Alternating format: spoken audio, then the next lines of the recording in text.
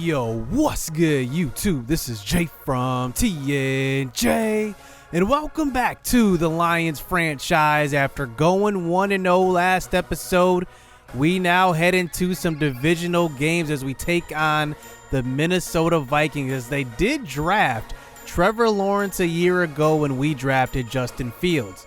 Now, I kind of highlighted this in the community tab, and I wanted to know if you guys were having this same issue. But I did have to force the win because CFM did not save my game at all after that last game I just played. So I did have to go and force win for us. And we did come away with a bigger victory this time, 38-7, as you see both sides of the ball dominated that game. So I did not highlight before where Brett Hill and Tucker Okonkwo went. They are both on practice squads. Brett Hill goes to the Colts, so hopefully they will develop him there. He does have a while to go. I'm not sure if computer teams really do a good job of developing guys that are in their 60s overall anyway. I'm pretty sure they just give up on them maybe a season or two in, and then just I think they just get lost in the game. I think they just fade out. So also, I did not highlight the undrafted free agents. So let's get into these guys. So this probably might be our best undrafted free agent class yet, and you'll see why. All these guys have specialties. Let's start with Leighton Cook. Now, he is our highest overall guy, and honestly, he has a chance to play this season because, as you know, I have had tons of injuries at running back every season pretty much, and he might have a shot. Yaroslav Belovsvik, is that how you said? Belovsvik, he is going to be a good tackle to develop. He's 62 overall. I think he'll have time to develop just in case of injury, but I haven't had any injuries to our offensive line at all, so I don't know, but I do want to develop an offensive lineman and just have him there for depth. Now, Marcus Finley probably to me has the highest ceiling because he has high block shed. It's very, very rare to see a guy with this high a block shed. And since that's so high, he's going to touch the field. If he can, shed blocks, make tackles, he's going to progress pretty nicely. I'm looking forward to him.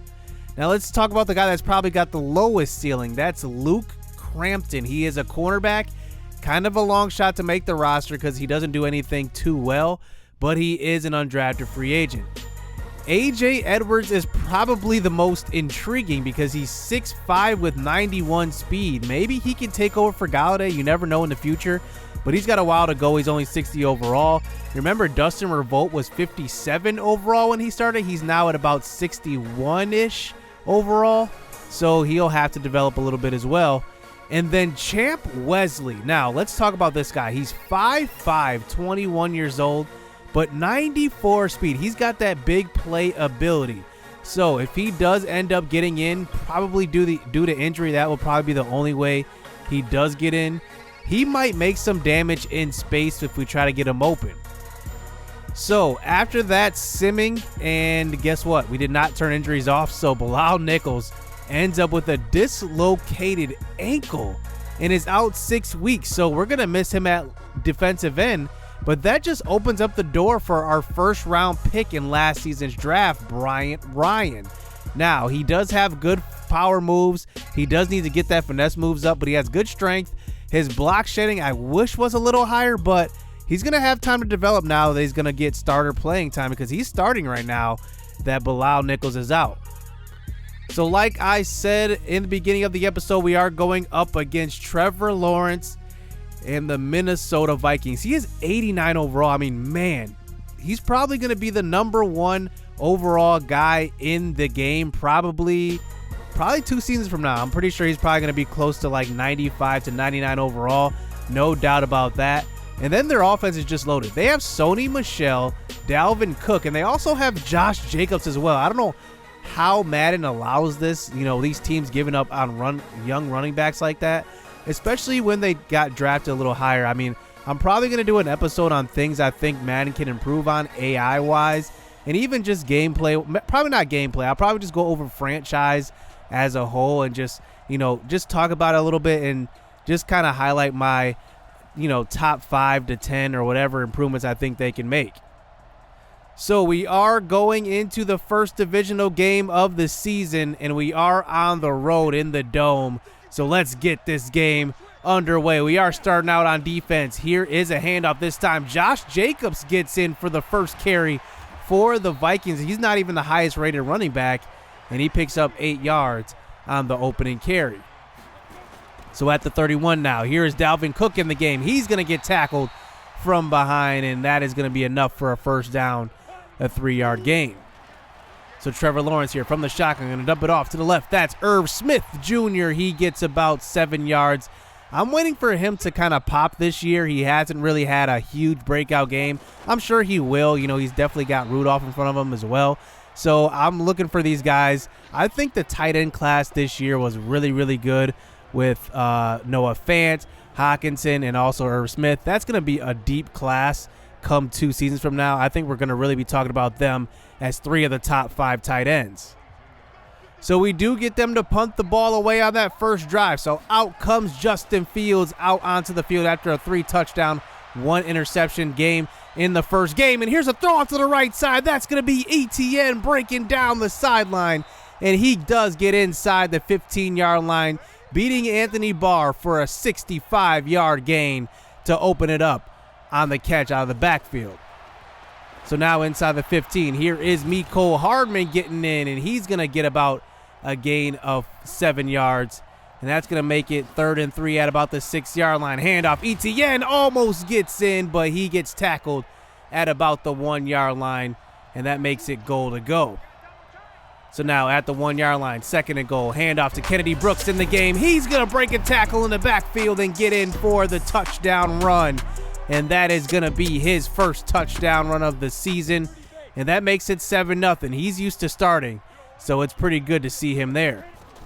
So here comes Trevor Lawrence back onto the field on 3rd and 8. This time getting stripped on the sack. And that is going to be recovered by the Lions. Justin Coleman picks it up. And look who it is. It's Bryant Ryan, the first-round draft pick who we just got done talking about taking over for Bilal Nichols, and he already has a strip sack in his first start. What a start to his career. And here we go, set up on the other side of the 50. So here is Fields back onto the field, running Tylan Wallace in motion this time, scrambling out to the right side, going to try to get rid of it, but he can't. That's a sack by Danielle Hunter, and that's a loss of 9 yards, and that will bring it to an eventual 3rd and 19 from the 44. Fields, nice pocket, throw across the middle. He's got Hockenson who catches it, and 41 on that one just fell down on the ground and got back up and made the tackle. That was kind of unrealistic, but now we bring it to a 4th and 1 at the 38. Handoff. This time ETN is going to fall forward for about a 4-yard gain on that one, first down to the 33. So running that same play out to the right side this time, throwing on the run, and that's going to be caught by Josh Oliver. That ball was intended for Mecole Hardman on the sideline, but Oliver being aggressive, he goes up and gets it. That's a first down. So we finally get it to the 9-yard line here on 3rd and 2. This time trying to run the draw play, and that's going to be a tackle in the backfield on ETN as we do settle for 3 on that drive. So now we move this game inside of 4 minutes left in the first half. Here's a handoff up the middle. That's Travis Etienne. He picks up a gain of 8. Now under center this time. This time Fields has all day to throw. Throws to the sideline, and he is going to find T.J. Hockenson on the sideline, keeping both feet in bounds. And that's the one thing that Fields has improved quite a bit, throwing on the run, throwing under pressure. You can see a lot of his passes are a lot more accurate now in Season 2. So here, handoff up the middle. This time, ETN on a 2nd and 1. He gets to about the 1-yard line at about the 2-minute warning as we get it to a 1st and goal here. Calling it audible at the line. Quick throw out to the right side. It's Hockenson. Touchdown, 17. Nothing to start this one out on the road as our defense is balling out, shutting out the Vikings in the first half. And Hockenson's ready for his first 1,000-yard season. Remember, he's just had a bunch of 900-yard seasons, and he gets in for the touchdown on that one. So now we move towards the middle of the 3rd quarter. Here we go, out with a 17-3 lead. Under center here, 3rd and 7. Throw out to the right side. It's going to be caught by Hockenson again, and he does get stopped just short of the first down marker, bringing it to a 4th and inches. So we are going to line up to go for it here at the 6-yard line. This time Fields tries to scramble. He gets sacked, but does fight forward and barely gets the ball across the first down marker. And Daniil Hunter definitely helped us on that one. So now we get it to about the 2-yard line. Handoff to Travis Etienne, who's going to get in. And it is 24-3 as we move this on to the fourth quarter. Here is Lawrence trying to get his team back in the game on a 4th and 7. Throw to the end zone. It's going to be picked off. Rich Patton with an unbelievable one-handed interception on that. Take a look. He's going back behind his body, sticks his left hand up, and comes down with it. Wow, what a catch on that one. As now Trevor Lawrence is trying to just bring his team back one more time inside the 5-yard line here on a 4th and goal with under 2 minutes left, and that is going to be almost picked off again in the end zone. And that one will seal this game up as Trevor Lawrence was shut down all game long, and our offense did just enough, putting up 24. And the balance is there for our offense, running the ball well, passing the ball well. You can see here 228 yards passing and over 100 yards rushing collectively. That's the type of win you want to see as Trevor Lawrence was shut down. Etienne only had 66 yards on 25 carries, but, you know, he did have that big game receiving as well, 99 yards out of the backfield. And then on defense, Jelani Tavai led the way with tackles. No surprise there. Trey Flowers gets 2 sacks. He's having a good start to the season. And then Bryant Ryan gets his first sack, and it comes by way of a strip sack as well as Dalvin Cook. He was shut down in this game. 11 attempts, 18 yards. Wow, our defense looks good to start it out. So now we do have a player upgrade, starting with the rookie, Bryant Ryan, first-round draft pick. He had a good debut starting over Bilal Nichols, but we do have some more news coming out of game number 2. Travis Etienne is hurt. So, wow, we do have an issue. Maybe it's our trainer. We're just not keeping our running backs healthy. But to be honest, I think it's kind of realistic because maybe not the length of the injuries are realistic, but running backs get hurt quite a bit, and Etienne is hurt again. So that means that Kennedy Brooks is going to get thrusted back into that starting role with Kerryon Johnson spelling him. So now we go up against the 1-1 Kansas City Chiefs, as they do have a bunch of new superstars, and Andrew Thomas, Anthony Miller, and Juan Thornhill. And they still have the same guys with Kelsey Hill and also Patrick Mahomes as well. But they haven't done much of anything so far. So we're going to try to go on the road to Arrowhead and get this W, moving on to maybe 3-0. So here we go, starting out this game at the 2-yard line. Let's see if we can put together a 98-yard drive, as remember, Kennedy Brooks does get the start in this one. So a 3rd and 4 pass across the middle. That's going to be Mecole Hardman for the catch, and that's going to be enough for a first down. So here is Brooks getting the carry up the middle. He's going to get stopped for about a 3-yard gain on that one. Denzel Perryman is now the linebacker for the Chiefs. So now 3rd and 4 this time. Fields throws out to the left side. He's got Kerryon Johnson, who can't hold on to it in traffic. That pass was broken up, and now we have to punt the ball away to Patrick Mahomes. So now here he comes back out onto the field. Only one MVP. He has not won it once again since his real-life MVP, and there is going to be a sack that time. And look who's in there, Bryant Ryan again, and he has a half sack. He gets credit for the half sack on that one, as Shaq Barrett gets credit as well. So we do get them to punt the ball away, and here we are on the next drive, throwing the ball to the right side. That's going to be Josh Oliver, who we did sign in free agency. I really like his potential. He's still in his mid-20s as he picks up the first down. So here inside the 5-yard line, quick throw out to the right. It's Hockenson again, and that's a touchdown, his second of this episode, second of the season, and he does get in, making it 7-0 here on the road. So here is Mahomes back on the field, pitching it out to his running back that time, and he's going to pick up about a gain of 10, as now they are inside the 10-yard line. This time Mahomes from the shotgun, 3 wide receivers out there, and Travis Kelce buying some time, throw it to the back of the end zone. That is caught by Tyreek Hill. And they do tie this game up at 7 apiece here in the middle of the second quarter. But they do give us a chance to drive down the field and put some points on the board before halftime.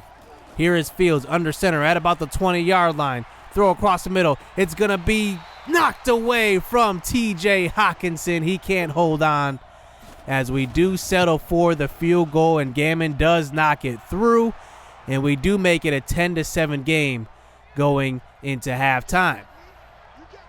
So now we fast forward towards the end of the third quarter. Still a 7-point game, a one-score game. Here's a handoff. This time Kerryon Johnson in the game. He picks up 8 yards. So now we are inside the red zone once again. Throw out to the right side. It's going to be Luki Wanjami. And if you don't remember him, he was one of the undrafted guys in season 1. He finally gets an opportunity to play. So here at the 1-yard line, quick throw out to the right side. It's going to be Josh Oliver for his first touchdown as a Lion. He gets in, and our tight ends are really doing work in this offense now, as Hockenson has one and he has one. And now we stretch this lead to 2 scores. But now later in the fourth quarter, Kansas City scores once again. But here we are back on an offense, and we're just throwing the ball to these tight ends. There's Hockenson again open for a big gain to the 17. So now Kerryon Johnson in the game. Handoff up the middle, a wide open hole. He gets tackled at about the 2-yard line, as now we are cooking now with 1st and goal to go. So now 3rd and goal at about the 6-yard line. This time trying to buy some time, but the pressure does get in there. Frank Clark gets the sack, and we do settle for 3. And at least we make it a 2-score game, as now we're up by 10 points. So here is Mahomes on the next drive. Throw out to the left side. He's going to be tipped by Justin Coleman as he's trying to find Sammy Watkins in the slot. So now at about the 43-yard line, 3rd and 10. Throw out to the right side. That's going to be deflected that time. Nice play by Darius Slay in coverage as Ali Gray was coming over for the help. So now 4th and 10. It comes down to this. Can Mahomes put some magic on? But no, he can't. Look who it is. It's Bryant Ryan filling in for Bilal Nichols. And man, is he making a huge impression on this coaching staff in his first couple of games starting. He has 1.5 in this one, 1 sack in the last one, a strip sack, and that makes it 2.5 through 2 games. I gotta admit, if he keeps this kind of production up, he might not be given that starting job back, because remember, he was a 1st-round draft pick. It's not like he was a late-round pick and he's just filling in. He was a 1st-rounder, so that means that he has huge expectations under a 4-year contract with that rookie contract. And man, our defense balled out, stopping Mahomes. And I gotta admit, the player of this game is definitely Bryant Ryan, just showing his skills. I mean, his ratings weren't that good, but maybe just in the game, he just plays way above that and showing why he was a 1st-round pick. So we do have a couple of upgrades after those 2 games. Javier Soriano, our right tackle, he joins at least the green overall club, now 76 overall, as he has an upgrade. I want to get his pass protection up quite a bit. I did talk about Dustin Revolt in the beginning of the episode, and he has been developing quite a bit. Remember, he was a hidden dev trait. He ended up being star development, and he's up to 63 overall now. Remember, he started out at 57. That's a pretty big improvement, 6 overall in 1 season. Then our left tackle joins the 80 overall club, Taylor Decker. Finally, he's almost 30 years old. He's 29, his 7th year in the league, actually 8th, as he goes up. And you know what? Our offensive line is definitely the strength of this team.